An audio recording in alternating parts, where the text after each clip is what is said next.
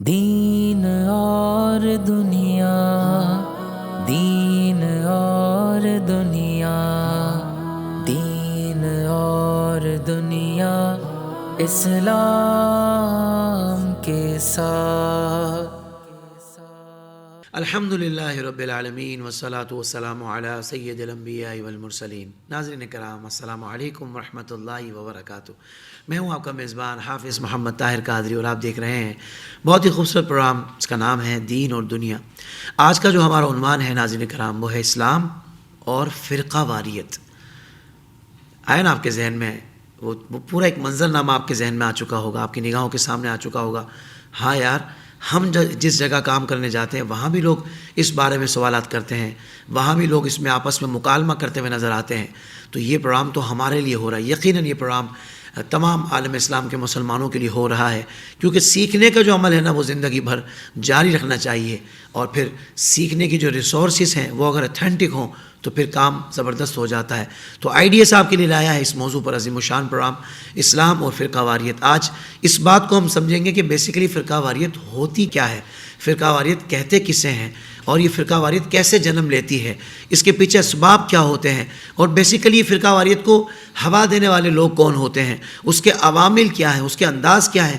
یہ ساری ڈسکشن آج ہمارے پروگرام میں ہوگی، کیونکہ ہمارے ساتھ تشریف فرما ہے مناظر اسلام شیخ الحدیث حضرت علامہ مولانا مفتی محمد حسن رضا یلدرم دامت برکاتہم العالیہ۔ السلام علیکم ورحمۃ اللہ وبرکاتہ۔ وعلیکم السلام ورحمۃ اللہ وبرکاتہ۔ حضرت ایک تو جب آپ کی شخصیت میں دیکھتا ہوں نا، میرا دل چاہتا ہے پھر موضوع ایسا ہونا چاہیے کہ جس پر بڑی ہی مدلل گفتگو قرآن و حدیث کی روشنی میں ہو، تاکہ ہماری عوام کو وہ بات جو ہم سمجھانا چاہ رہے ہیں وہ قرآن و حدیث کی روشنی میں سمجھنے میں آسان ہو جائے، تاکہ ان کا ایمان بھی مضبوط ہو جائے، اور وہ جو موجودہ دور کے فتنے ہیں ان کے مختلف جو حربے ہیں اس سے بچ سکیں، ان کو پہچان سکیں کہ کون سا بندہ یہ والا کام کر رہا ہے، یعنی فرقہ واریت کو پھیلانے کا کام کر رہا ہے۔ تو آغاز یہاں سے کریں گے علامہ صاحب کہ سب سے پہلے یہ ارشاد فرمائیے کہ فرقہ واریت کسے کہتے ہیں؟ بسم اللہ الرحمن الرحیم۔ جناب محترم حافظ محمد طاہر قادری صاحب، آپ نے بہت خوبصورت پروگرام ترتیب دیا ہے، اور ماشاءاللہ میں آپ کا کام دیکھتا رہتا ہوں۔ آپ نے بڑے بڑے جید علماء کرام کو بلا کر اہل سنت کی ترجمانی کی ہے، اور آپ ایک بہت بڑا کام کر رہے ہیں۔ میری دعائیں ہیں اللہ تعالیٰ آپ کو مزید ترقیاں عطا فرمائے، آمین آمین۔ آج کا جو آپ نے موضوع رکھا ہے کہ فرقہ واریت کسے کہتے ہیں، جی، اسلام اور فرقہ واریت، یہ ایک بہت اہم موضوع ہے، اس پر گفتگو ہونی چاہیے تھی۔ تو سب سے پہلے فرقہ واریت کے لفظ سے اگر ہم لفظ فرقہ کو دیکھیں گے تو یہ عربی زبان میں کہتے ہیں مسلمانوں کی بڑی جماعت سے کٹ کر الگ ہونے والے چند لوگوں کا نظریہ الگ جدا اللہ اکبر، مسلمانوں سے جدا ہونے والے لوگ ہیں۔ یعنی سادہ لفظوں میں وہ لفظی بات نہیں کر رہا، سادہ مفہوم، کیونکہ عوام اس پروگرام کو سنتی ہے۔ تو فرقہ کہتے ہیں جماعت سے الگ ہونے والے لوگوں کو۔ صحیح صحیح۔ تو آپ اسلام کی تاریخ کا مطالعہ کر لیں، نبی علیہ الصلوۃ والسلام کی ذات اقدس پہلی صدی ہجری میں، جی، قرآن کریم پہلی صدی ہجری میں، صحابہ کرام پہلی صدی ہجری میں، تابعین اعظام پہلی صدی ہجری میں، اور ہمارے امام اعظم ابو حنیفہ بھی پہلی صدی ہجری سبحان میں، اللہ، اور ہم بھی پہلی صدی ہجری میں۔ کیونکہ لوگوں کو اس بات کا شاید نہ پتہ ہو، تاریخ یہ بتاتی ہے کہ ہم بر صغیر پاک و ہند کے جو لوگ ہیں جی، یہ 23 ہجری کے مسلمان ہیں۔ سبحان اللہ، 23 ہجری میں یہاں اسلام آ چکا، واہ واہ، صحابہ کرام کے ذریعے یہاں پہ لوگوں نے اسلام قبول کیا۔ بعض مورخین یہ کہتے ہیں کہ محمد بن قاسم آئے اور انہوں نے یہاں پہ آ کے اسلام پھیلایا، حالانکہ محمد بن قاسم بھی جن کی مدد کرنے کے لیے آئے تھے وہ بھی کیا تھے؟ مسلمان تھے۔ واہ واہ واہ، مسلمانوں کی وجہ، اس کا مطلب ہے کہ محمد بن قاسم سے پہلے یہاں اسلام ہو چکا۔ بہت خوبصورت بات، سبحان اللہ۔ تو الحمدللہ ہم پہلے قدیم مسلمان ہیں، یعنی پہلی سے میں نے آپ کو تسلسل بتایا کہ نبی پاک، قرآن پاک، صحابہ کرام پاک اور امام اعظم اور ہم، تو یہ تسلسل ہے مسلمانوں کا۔ اس لیے مخالفین بھی آج یہ مانتے ہیں کہ اگر صحابہ کرام والی محبت کسی گروہ میں آج بھی موجود ہے تو وہ اہل سنت و جماعت ہے۔ الحمدللہ، الفضل ما شہدت بہ الاعداء، فضیلت وہ ہوتی ہے جسے دشمن بھی مانے۔ کیا بات ہے، ہمارا دشمن بھی یہ مانتا ہے کہ اگر صحابہ کرام والی عقیدت کسی میں ہے تو میں ان سے کہتا ہوں کہ صرف صحابہ والی عقیدت نہیں، الحمدللہ صحابہ والا عقیدہ، صحابہ والا نظریہ، صحابہ والی نماز اور صحابہ والے ٹوٹل نظریات معمولات ہمارے پاس ہیں۔ کیا کہنے ہیں، سبحان اللہ۔ تو ہم قدیم مسلمان ہیں اور کثیر مسلمان ہیں۔ ہم کیا ہیں؟ قدیم اور کثیر ہیں، پرانے بھی ہیں اور زیادہ بھی ہیں۔ آپ بر صغیر پاک و ہند کا جائزہ لے لیں، آپ عرب کا جائزہ لیں، آپ یورپ کا جائزہ لیں، تاریخ اسلام کو اٹھائیں، سب سے پہلے مسلمانوں سے جدا ہونے والا گروہ کون سا آپ کو تاریخ بتائے گی۔ میں کسی کا خاص نام نہیں لوں گا کہ کون سا سب سے پہلا گروہ ہے جو صحابہ کرام کی وجہ سے پہلے جدا ہوا اور انہوں نے صحابہ کرام پر لعن طعن اور ان پر نعوذ باللہ اعتراضات اٹھانے شروع کیے۔ آج آپ جس بندے کو بھی جو یہ کہے گا کہ میں پہلے یہ ہوتا تھا اب میں یہ ہو گیا ہوں، یعنی وہ یہ کہے گا کہ میں کسی اور جماعت سے تھا، پہلے میں سنی ہوتا تھا، بعد میں کیا ہو گیا ہوں، میں یہ ہو گیا ہوں، یہ آپ کو سننے کو ملتا ہے کہ لوگ کہتے ہیں پہلے میں سنی ہوا کرتا تھا، سنی بریلوی ہوتا تھا۔ جتنے لوگ بھی بدلے ہیں وہ پہلے کیا ہوتے تھے، سنی ہوتے تھے۔ میں آپ کو پوری طرح آپ کے پروگرام کے ذریعے میں چیلنج دیتا ہوں، یہ چیلنج ہے میرا تحقیق کا، جیسے تحقیق کہتے ہیں کہ وہ بندہ ریسرچ کر لے کہ اس وقت جتنے فرقے موجود ہیں، ٹھیک ہے، اہل تشیع ہوں، دیوبند حضرات ہوں، اہل حدیث ہوں، یا جتنے بھی ہیں، ان کا بایو ڈاٹا لے لیں آپ۔ بایو ڈاٹا یہ لیں گے کہ آپ کو پتہ چلے گا 1890 سے پہلے اس بر صغیر پر، اس دنیا پر اہل حدیث نام کی کوئی مسجد نہیں تھی، اہل حدیث نام کا کوئی فرقہ موجود نہیں تھا۔ 1911 کے بعد پہلے آپ کو دیوبند نام کا کوئی مدرسہ، دیوبند نام کی کوئی مسجد یا فرقہ آپ کو نہیں ملے گا۔ یہ سب ہم میں سے نکلے ہوئے لوگ ہیں۔ صحیح۔ آپ کسی کو بھی پوچھیں گے کہ آپ پہلے کیا ہوا کرتے تھے، وہ آپ کو بتائے گا کہ میں نہیں۔ اگر کوئی زیادہ بھی پیچھے لے جائے تو دادا تک چلا جائے گا، کہ ساڑھے دادا جی سنی ہوندے سن 80 فرقے ہو گئے، بدل گئے، سمجھ۔ تو ہمارا جو ریکارڈ ہے وہ یہ کہ ہم پیچھے جس کا بھی ریکارڈ نکالیں گے وہ لکھ لیں گے ہم پیچھے اہل سنت۔ اس کا مطلب یہ ہے کہ مسلمانوں کا کثیر طبقہ اہل سنت و جماعت، نبی کریم علیہ الصلوۃ والسلام کی سنت کی روشنی میں قرآن کو سمجھنے والے اور صحابہ کرام کے طریقے پر عمل کرنے والے لوگ ہم ہیں، جنہوں نے یہاں پہ جن کی تعداد الحمدللہ آج بھی زیادہ ہے اور قیامت تک زیادہ رہے گی، کیونکہ حضور علیہ الصلوۃ والسلام کا یہ معجزہ ہے کہ آپ آخری نبی ہیں۔ بے شک۔ تو آقا علیہ الصلوۃ والسلام نے جب فرمایا ان امتی لا تجتمع علی ضلالۃ، میری امت کبھی بھی گمراہی پر جمع نہیں ہوگی، فَإِذَا رَأَيْتُمْ اخْتِلَافًا فَعَلَيْكُمْ بِالسَّوَادِ الْأَعْظَمِ، جب تم یہ دیکھو کہ اختلاف ہو رہا ہے تو مسلمانوں کی سب سے بڑی جماعت کو فالو کرنا ہے۔ سبحان اللہ۔ اسی طرح ید اللہ علی الجماع، اللہ تعالیٰ کی حمایت جماعت کے ساتھ ہے۔ حضور علیہ الصلوۃ والسلام نے جماعت کے ساتھ رہنے کا ارشاد فرمایا کہ جماعت کے ساتھ رہنا ہے، ملت کے ساتھ رہنا ہے، مسلمانوں کی کثیر تعداد کبھی بھی شرک نہیں کرے گی، ساری چیزیں حضور علیہ الصلوۃ والسلام پہلے فرما کے گئے ہیں۔ لہذا فرقہ کا معنی ہے مسلمانوں کی جماعت سے الگ ہو جانا۔ جو مسلمان نماز پڑھتے ہیں، مسلمانوں کی نماز الگ ہے، ایک طرف ہزاروں کروڑوں مسلمان ہیں جو کیا کر رہے ہیں، ایک طریقے سے نماز ادا کر رہے ہیں، اور انہیں 10 دن ہوئے ہیں صاحب کو جو الگ نماز کیا کر رہے ہیں، اپنی پڑھ کے دکھا رہے ہیں یا تو اس لیے جتنے بھی فرقے ہیں وہ سب نئے ہیں، ان کی کوئی نہ کوئی تاریخ ہے۔ الحمدللہ ہم نے اپنی تاریخ بتائی ہے کہ ہم 23 ہجری کے مسلمان ہیں۔ واہ واہ واہ۔ یہ جتنے فرقے بنے ہوئے ہیں ان میں سے کوئی ایک اپنی تاریخ بتائے۔ آپ کراچی کے رہنے والے ہیں، آپ اپنے والد صاحب سے پوچھیں، بزرگوں سے پوچھیں کہ بھائی کتنا عرصہ ہوا یہ جو فرقے بنے اور ان کی جماعتیں، تو وہ بنے گا جی یہ 1972 میں کوئی مسجد بنی، کوئی 70 میں کسی سنی کی مسجد پر قبضہ کیا گیا۔ تو یہ بعد والے ہیں، سب بعد والے ہیں۔ تو فرقہ ہے قدیم نہیں ہوتا، وہ نیا ہوتا ہے۔ ان کا کیا ہوتا ہے، ان کی سوچ نئی، ان کا نظریہ نیا، ان کی نماز بھی نئی۔ ہم مسلمان بھی پرانے، ہماری نمازیں بھی پرانی اور ہمارے عقیدے بھی پرانے۔ تو ہمارے بزرگ ایک بات کرتے تھے کہ بھی ہر شے نوی لے لو، کپڑے نویں پا لو، پگڑی نوی بن لو، گڈی نوی لے لو، گھر نواں لے لو، لیکن عقیدہ پرانا رکھنا۔ کیا بات ہے جی، یعنی ہر چیز نئی اچھی لگتی ہے لیکن عقیدے کو کیا رکھنا ہے۔ تو الحمدللہ حقیقی اسلام وہ ہے جو پرانا ہے اور زیادہ ہے، ان سے جدا ہونے والا فرقہ ہے۔ بالکل ٹھیک، بالکل ٹھیک۔ حضرت یہ بھی ارشاد فرمائے کہ یہ پھر فرقہ واریت جنم کیسے لیتی ہے، کس طرح یہ ماحول میں صلاحیت کرتی ہے، اس بارے میں ارشاد فرمائے۔ آپ تاریخ اسلام کا مطالعہ کریں گے تو آپ اس نتیجے پر پہنچیں گے کہ اسلام میں الحمدللہ مسلمانوں نے ہر میدان میں جوہر دکھائے ہیں، جس میدان میں بھی مسلمان گئے ہیں انہوں نے اپنے جھنڈے گاڑے ہیں۔ تاریخ یہ بتاتی ہے کہ اگر وہ علم کے میدان میں گئے ہیں، سائنس ہو، ٹیکنالوجی ہو، منطق ہو، فلسفہ ہو، دینیات ہوں، ہر معاملے میں مسلمانوں نے اپنے جھنڈے الحمدللہ۔ میدان جنگ ہو تو وہ بھی اس میں بھی الحمدللہ آپ کو ایک سے بڑھ کر ایک مجاہد. کیا بات. اب جب دشمنان اسلام کا سامنا مسلمانوں کی مجاہدین سے ہوا جی تو ظاہر ہے جب کوئی کسی بھی قوم کی آپس میں جنگ ہوتی ہے تو جو ہارنے والی قوم ہے وہ جائزہ لیتی ہے کہ کون سی ایسی کمزوری ہے جو ہم میں ہے اور دوسروں میں ہمارے مد مقابل میں نہیں ہے اور وہ ہر وقت فاتح ہوتے ہیں. تو جب مسلمانوں کو ہر میدان میں اللہ تعالیٰ نے فتح دی اور کسی بھی میدان میں یہ زیر نہ کر چکے تو پھر دشمنان اسلام نے کیا کیا؟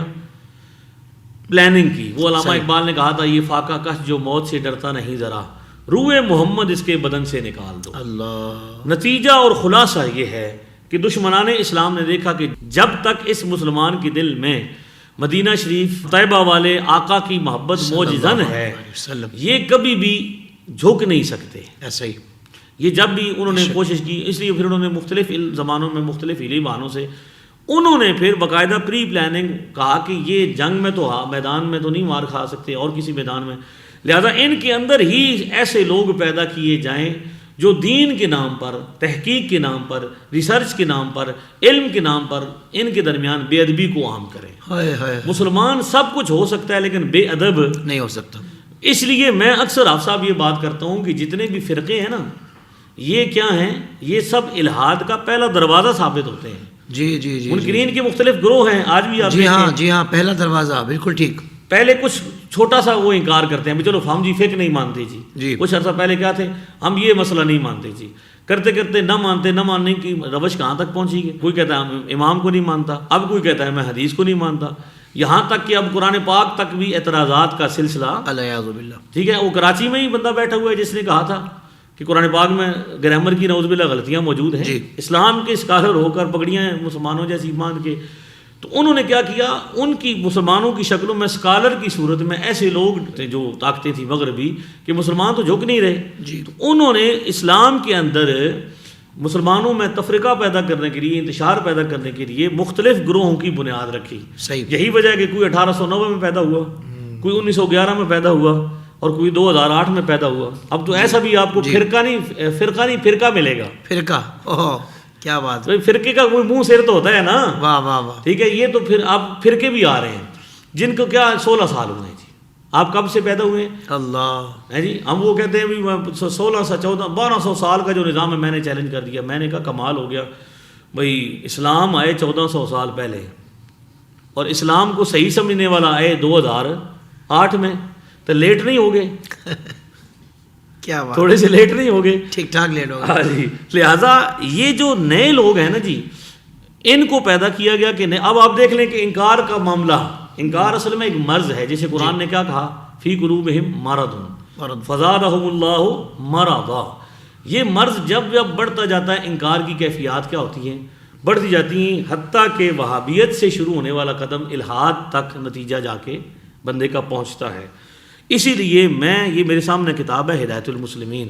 ہمارے علاقے کے بہت بڑے بزرگ حضرت میاں محمد بخش رحمۃ اللہ علیہ، محدث آپ کشمیر ہیں، بہت بڑے عالم سے اپنے زمانے میں، انہوں نے ایک کتاب لکھی ہدایت المسلمین.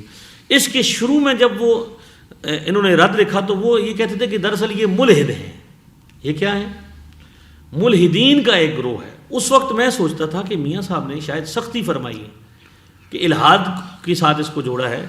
تو لیکن جب آپ نتیجہ دیکھیں گے، کسی بندے کا بھی سفر دیکھ لیں جو آج فتنہ بن چکے ہیں لوگ، انہوں نے سفر کہاں سے شروع کیا؟ پہلے وہ ہمارے گروہ میں تھے، مسلمان ہوتے تھے، پھر انہوں نے کہا نہیں جی ہم تھوڑا سا آگے، لیکن وہاں پہ ان کو مزہ نہیں آیا، ان کا نہیں تھوڑا سا اور اوپر.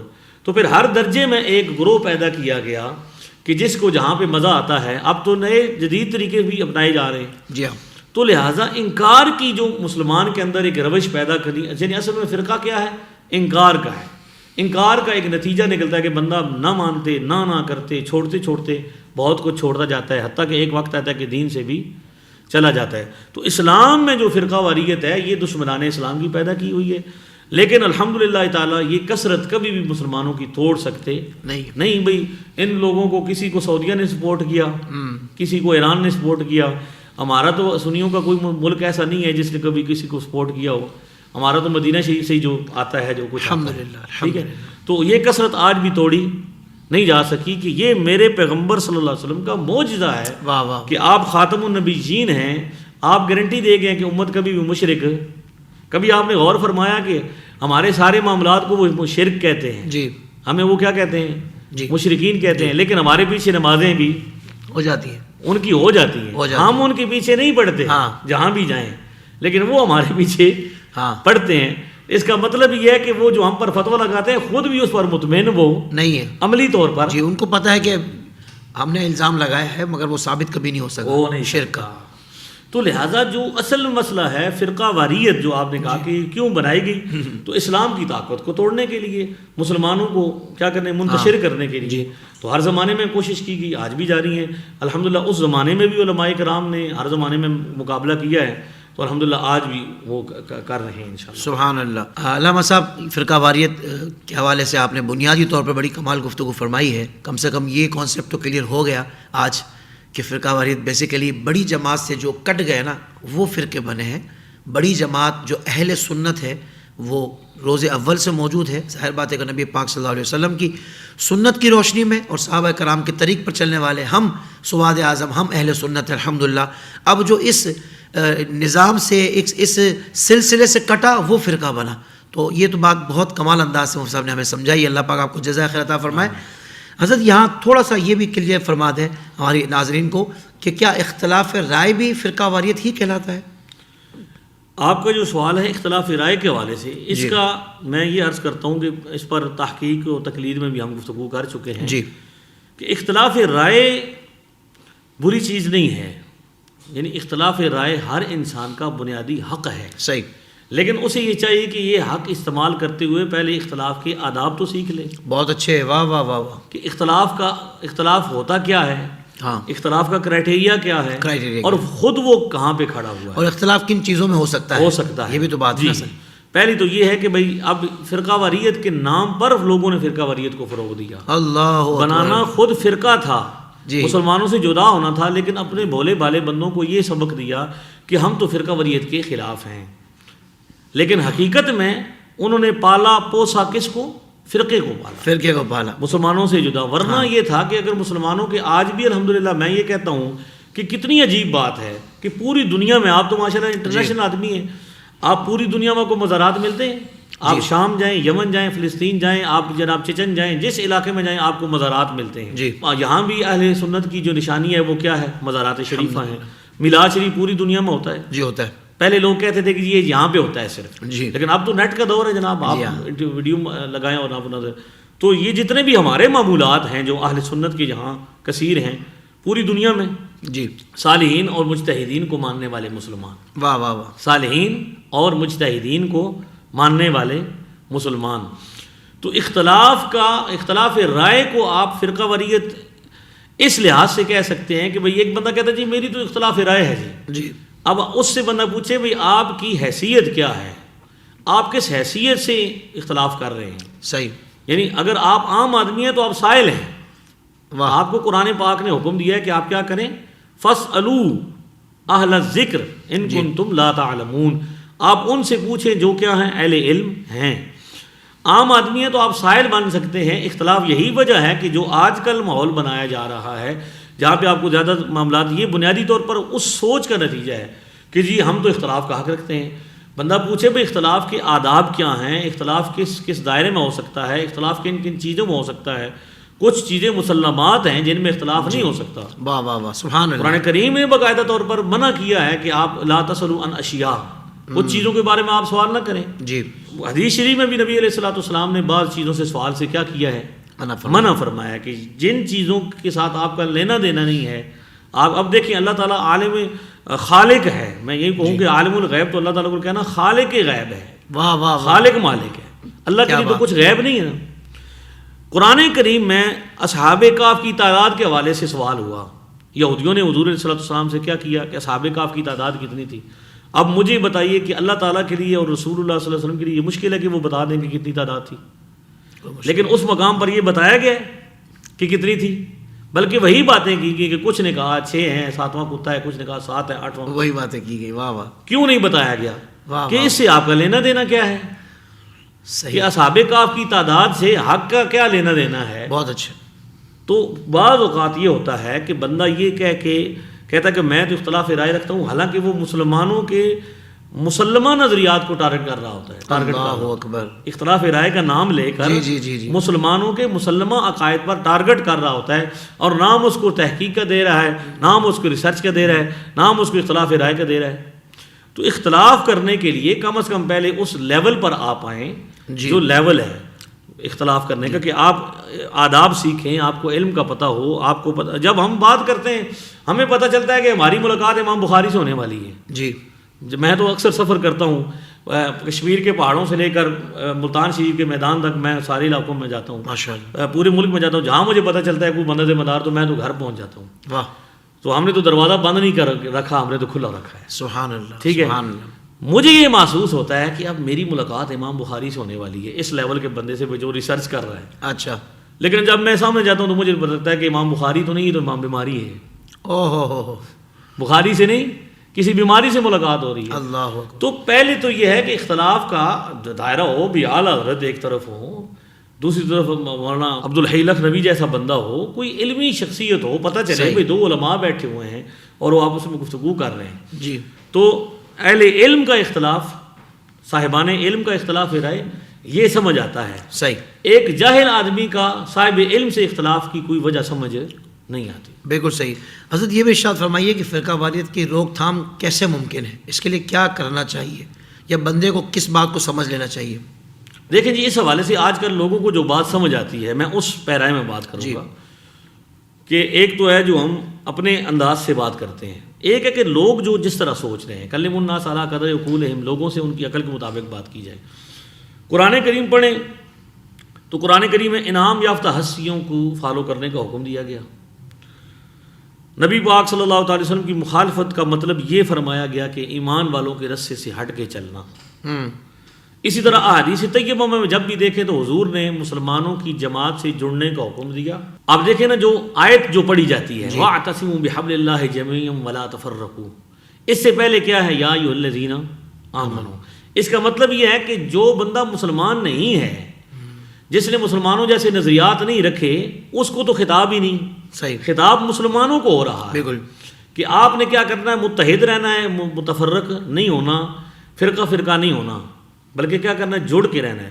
قرآن و سنت کی روشنی میں سمجھ یہ آتی ہے کہ مسلمانوں کی جماعت کو فالو کرتے رہنا. صحیح. مسلمانوں کے کثیر نظریات جو ہیں, کثیر مسلمانوں کے پرانے اور قدیم اور کثیر مسلمانوں کے نظریات کو فالو کرتے رہنے کا حکم ہے.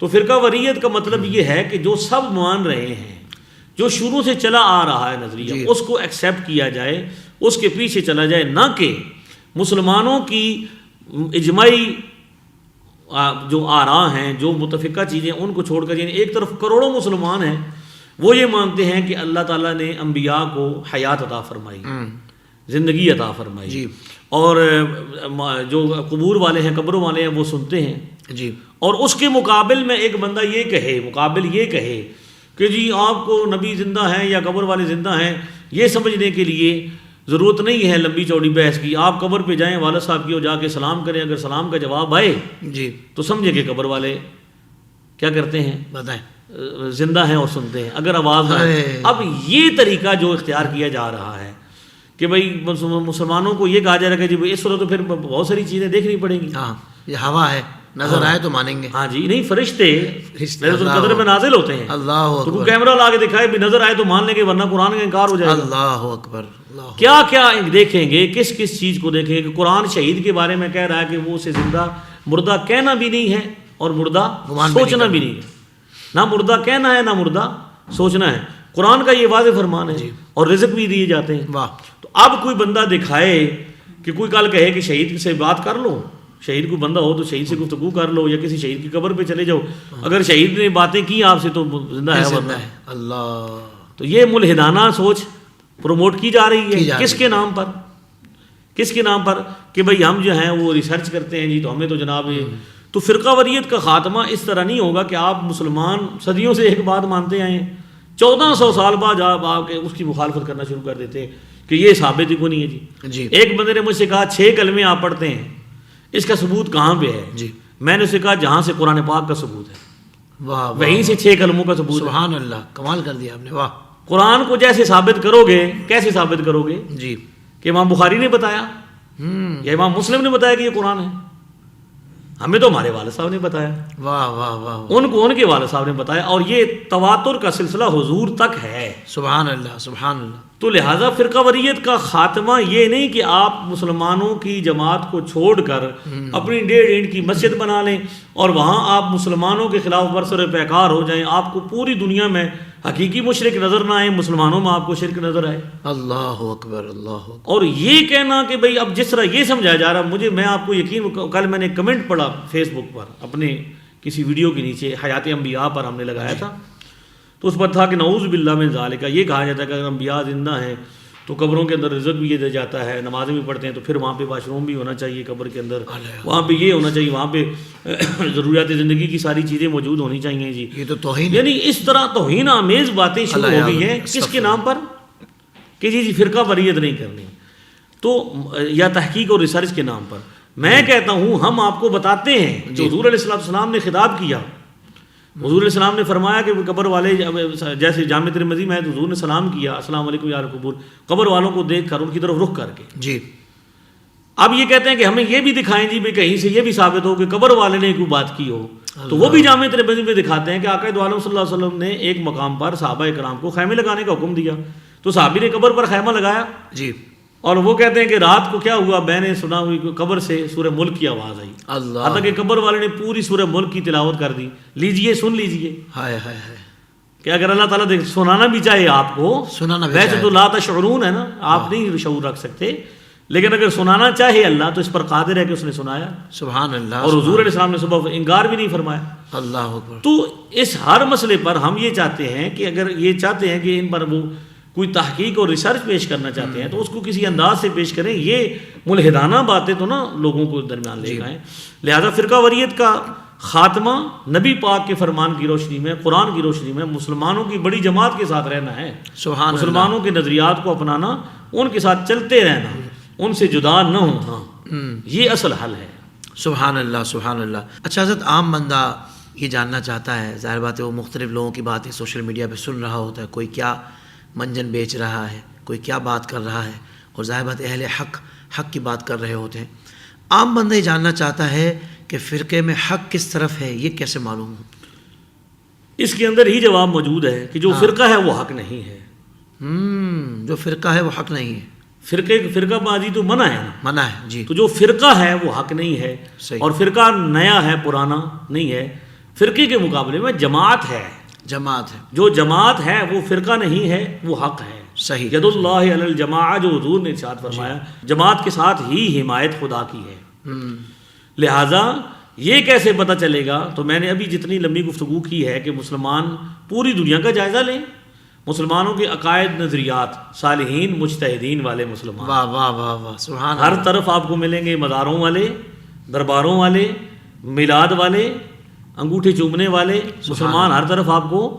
ابھی کل کوئی ہمارے ساتھی بخارا شریف گئے ہوئے تھے سمرقند، تو وہاں انہوں نے ہمیں بتایا کہ ہم امام بخاری کے مزار پہ حاضر ہیں، صحیح۔ اور امام بخاری جہاں دفن ہیں وہاں پہ بھی مسجد ہے قریب، وہ بھی علاقہ ہے، وہاں بھی وہی نماز پڑھی جاتی ہے جو ہم پڑھ رہے ہیں، ماشاء اللہ ماشاء اللہ۔ اور نماز کے بعد السلام علیکم یا رسول اللہ، صلاۃ والسلام پڑھنے کا معمول یہ سارے وہاں پہ موجود ہے آج بھی۔ واہ واہ واہ، تو اس کا مطلب یہ کہ پتہ چلے گا کہ جو مسلمانوں کا پرانا اور قدیم طبقہ ہے اور کثیر ہے، واہ واہ واہ، اس کے مطابق جو عمل ہے، اس کے جو نظریات ہیں وہ حق پر ہیں۔ اس کے مقابلے میں جو فرقہ ہے، جی، جیسے کوئی 1990 میں بنا، صحیح، کوئی 1890 میں بنا، کوئی 1911 میں وجود میں آیا، کوئی 2008 میں آیا، کسی کو 1970 میں لانچ کیا گیا، صحیح، کسی کو کبھی آپ تو دیکھتے رہتے بالکل ہیں صحیح، سوشل میڈیا میں مختلف صورتوں، مختلف شکلوں سے کیا کیے جاتے ہیں جی، مسلمانوں کی جماعت سے لوگوں کو توڑنے کے لیے۔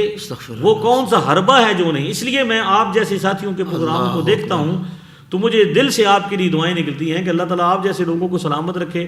ثنا خان تو اور بھی ہیں پاکستان میں، لیکن آپ ایک عقیدے کے تحفظ کے لیے، مسلمانوں کے کثیر اور قدیم طبقے کے عقیدوں اور نظریات کے تحفظ کے لیے میدان میں ہیں۔ الحمدللہ، الحمدللہ آپ کرتے رہیں، سلسلہ انشاءاللہ جاری رہے آپ کا، اور آپ کو صحت دے اللہ تعالیٰ۔ تو مسلمانوں کے سے ہٹنے والا فرقہ جو ہے جی، وہ کبھی بھی حق پر نہیں ہے۔ جو فرقہ ہے وہ کیسے حق پر ہے؟ جو جماعت ہے وہ حق پر ہے۔ واہ جی واہ، اور جماعت کون سی ہے آپ دیکھ لیں پوری دنیا۔ سبحان اللہ۔ قبلہ آپ نے بڑی کمال گفتگو فرمائی ہے، لیکن عام طور پر جب اس موضوع پر لوگ آپس میں گفتگو کر رہے ہوتے ہیں تو وہاں یہ والی بات بھی آتی ہے کہ نبی پاک صلی اللہ علیہ وسلم نے فرمایا کہ میری امت میں 73 فرقے ہوں گے، 72 جہنم میں ہوں گے، ایک جنتی ہوگا، اور وہ جو ناجی گروہ ہے وہ ہے کہ جو میری سنت پر اور میرے صحابہ کرام کے طریق پر ہوگا۔ تو پھر اس فرقے سے یہاں کیا مراد ہے؟ یہاں بھی میں عرض کر دیتا ہوں مختصراً کہ اگر آپ اس حوالے سے ساری روایتوں کو جمع کریں گے، اصل میں تو روایت ہوتی ہے محدث اپنی سند سے لاتا ہے۔ صحیح۔ نبی پاک ایک وقت میں ایک ہی بات ارشاد فرماتے تھے، یہ نہیں تھا کہ ایک وقت میں آپ مختلف لفظ بولتے تھے۔ یہ ہوتا یوں ہے کہ راوی جب بیان کرتے ہیں مختلف لوگ علاقوں کے تو انہوں نے اپنے اپنے الفاظ سے بیان کیا ہے۔ صحیح۔ تو بعض ایک آدھ روایت میں فرقہ کا لفظ بھی آ گیا ہے، ورنہ زیادہ جو روایتیں ہیں اس میں ملت اور جماعت کے الفاظ، اچھا، الا ملۃ واحدہ، یا جماعت کے الفاظ، ید اللہ علی الجماعہ، یا ابھی جو میں نے تھوڑی دیر پہلے روایت ابن ماجہ سے پیش کی ہے، ان امتی لا تجتمع علی ضلالۃ فاذا رأیتم اختلافا فعلیکم بالسواد الاعظم۔ صحیح۔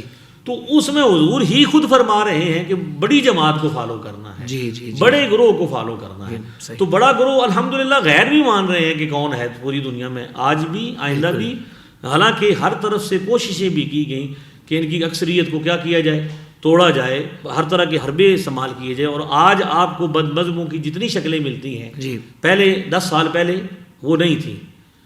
لہٰذا نبی کریم علیہ السلام کے فرمان کے اندر ہی اس کا جواب موجود ہے کہ مسلمانوں کی جماعت جو ہے نا وہ کبھی بھی گمراہی پر جمع نہیں ہوگی۔ فرقہ ہوگا، چند لوگ ہوں گے، وہ الگ ہوتے رہیں گے، اور انہیں میں سی بات میں ایک اور بات بھی ایڈ یہاں کر لیجئے کہ زیادہ ہمارے بندے نہیں شکار ہوتے۔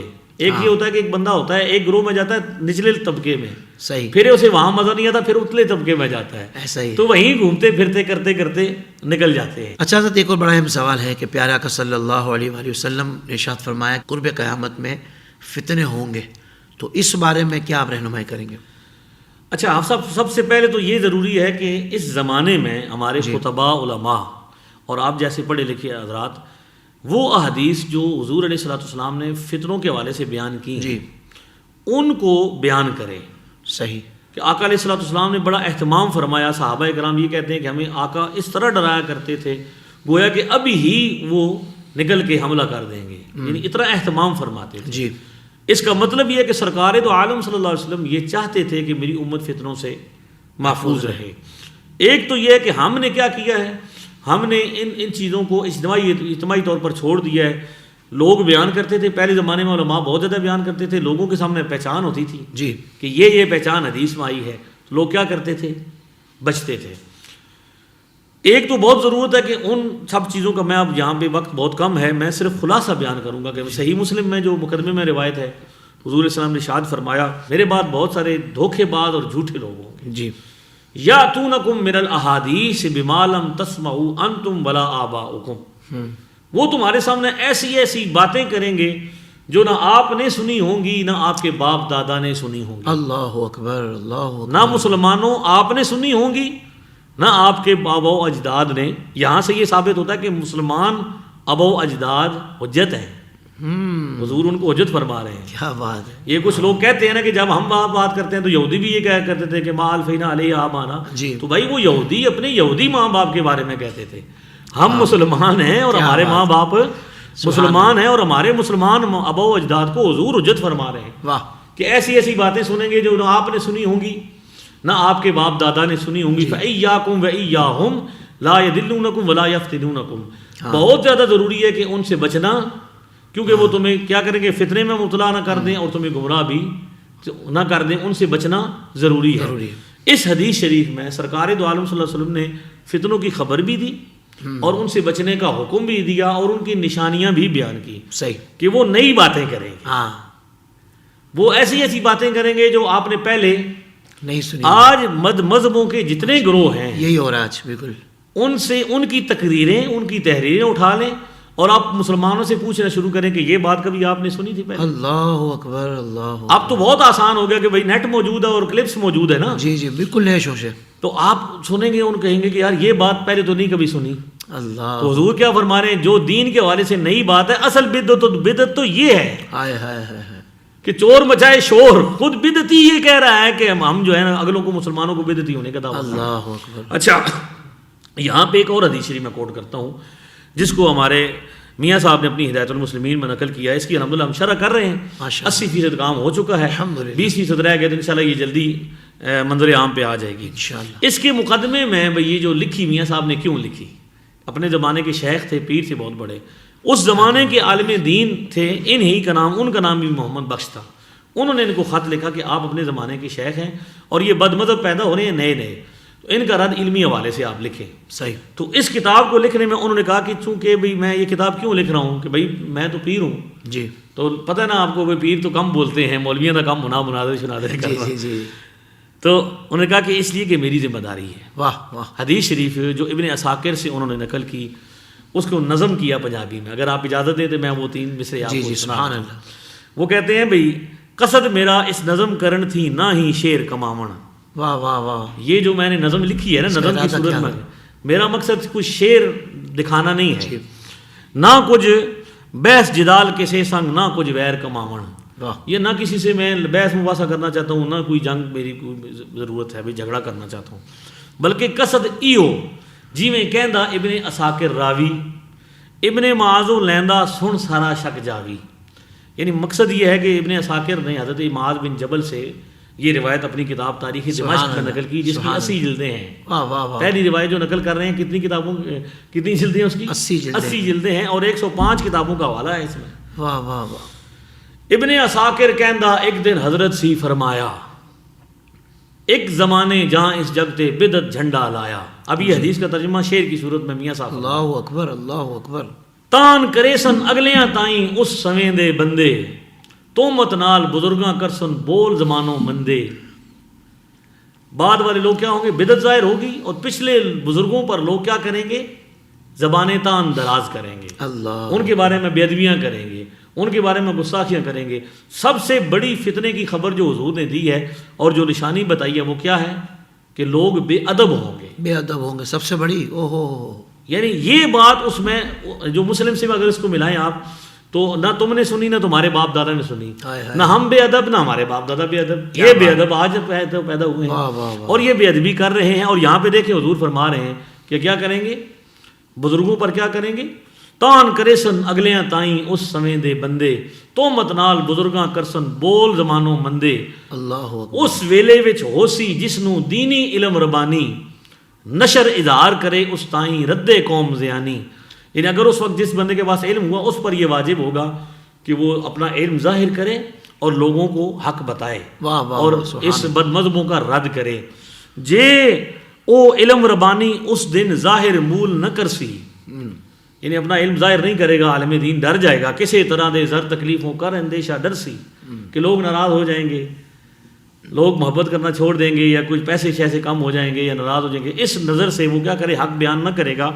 تو جو کچھ نازل ہویا نبی تے, جیسا اس لکایا, ایسا ہے تد علم چھپاون خود سرور فرمایا. اللہ, حضور نے فرمایا کہ ایسا عالم دین جس نے حق جانتے ہوئے, علم ہوتے ہوئے لوگوں کو حق نہ بتایا اور فتنوں سے باخبر نہ کیا, وہ اسی طرح ہے جس طرح محمد رسول اللہ پر نازل ہونے والے دین کا انکار کرنے والا. اللہ اللہ. میاں صاحب فرماتے ہیں, میاں صاحب رحمۃ اللہ علیہ فرماتے ہیں کہ یہ کتاب لکھنے کا میرا مقصد یہ ہے کہ میں مولوی ہوں, اپنے زمانے کا عالم ہوں. میاں کا لفظ پنجابی میں ہمارے ہاں بڑے عالم کے لیے استعمال ہوتا ہے. واہ واہ. تو میں جو ہے میری ذمہ داری تھی. اب یہاں بھی جو بتایا گیا کہ فتنوں کے حوالے سے جو فتنوں کی سب سے بڑی علامت ہے وہ کیا ہوں گے, بے ادب ہوں گے. بے ادب ہوں گے. اور کن کی بے ادبی کریں گے, بزرگوں کی بے ادبی کریں گے. اسی لیے ابن ابو داؤد میں جو روایت ہے اس میں سرور دو عالم صلی اللہ علیہ وسلم نے, صحابہ کہتے ہیں حضور نے ہر فتنے کا نام بتایا, یعنی فتنے کے قائد کا نام بھی بتایا, اس کے باپ کا نام بھی بتایا, اس کے قبیلے کا نام بھی بتایا. اللہ. اور یہ بھی بتایا کہ کتنے بندے اس کے ساتھ ہوں گے, 300 ہوں گے, 400 ہوں گے. صحیح. اس سے کچھ اوپر یہ عدد ملتا ہے. اس کا مطلب یہ ہے کہ سرور دو عالم صلی اللہ علیہ وسلم ہر زمانے میں فتنوں کی خبر بھی اشاعت فرماتے رہے, اور فتنوں سے باخبر بھی کرتے رہے, اور فتنوں کی نشانیاں بھی بتاتے رہے. صحیح. اس کو اس کے ساتھ یوں اٹیچ کرتے ہیں آپ کے موضوع کے ساتھ کہ ایک تو یہ کہ فرقہ واریت سے بچنا ہے, مسلمانوں کی جماعت سے الگ نہیں ہونا, اور دوسرا کہ جو فتنے ہیں, فرقہ پرست لوگ ہیں, فرقہ پرستی کا نام لے کر فرقہ یعنی فرقہ پرستی کے خلاف اتحاد امت کہیں گے ہم کیا کر رہے ہیں؟ کہتے یہ ہیں کہ ہم اتحاد امت کر رہے ہیں، اور اتحاد امت کا مطلب کیا کہ ساری امت کیا ہے؟ مشرک ہے، نعوذ باللہ، ان پر شرک کے فتوے لگاتے ہیں۔ لہذا بہت ضروری ہے کہ ایک تو یہ ہو کہ فرقہ پرستی سے بچنا بھی بہت ضروری ہے، واہ واہ واہ، دوسرا فرقہ پرستوں کی علامات کا بھی پتہ ہونا چاہیے کہ فرقہ پرست بے ادب ہوگا، جماعت والے بے ادب نہیں ہوں گے۔ اہل سنت کا ہے بیڑا پار، اصحاب حضور نجم ہے اور نو ہے اطرت رسول۔ واہ جی واہ، سبحان اللہ سبحان اللہ۔ قبلہ مفتی صاحب، آپ نے موضوع کے تعلق سے بہت خوبصورت، بہت کمال گفتگو فرمائی ہے۔ یقیناً بہت ساری باتیں آج ہمارے نوجوان، جو ہماری یوتھ ہے، جو جاننا چاہتی ہے، ان کو بہت سارے مسائل حل ہو چکے ہوں گے، مسکنسیپشنز دور ہو چکے ہوں گے، اور حق ان پر واضح ہو چکا ہوگا۔ بس اللہ سے دعا اللہ تعالیٰ ہدایت عطا فرمائے اور ہمیں ہدایت کے راستے پر ہی رکھے۔ اللہ تعالیٰ ہمیں سواد اعظم اہل سنت کے ساتھ ہی رکھے، ہمیشہ اہل سنت رکھے، حضور سے محبت کرنے والا رکھے، نبی پاک صلی اللہ علیہ وآلہ وسلم سے با ادب رکھے، اور ان کے صحابہ کرام اور ان کے اہل بیت اطہار رضوان اللہ تعالی علیہم اجمعین سے محبت کرنے والا رکھے، اور اسی پر زندگی اور اسی پر عافیت والی موت عطا فرمائے۔ مفتی صاحب، آپ کا دل سے شکریہ، آپ نے وقت عطا فرمایا۔ انشاءاللہ ہم دیگر موضوعات پر بھی آپ سے برکت حاصل کریں گے، اور آپ سے اسی طرح علمی مکالمے آپ سے ہوں گے۔ اللہ تبارک و تعالیٰ قبول فرمائے۔ ناظرین کرام، انشاءاللہ اگلے پروگرام میں پھر آپ سے ملاقات ہوگی، تب تک کے لیے اجازت۔ السلام علیکم ورحمۃ اللہ وبرکاتہ۔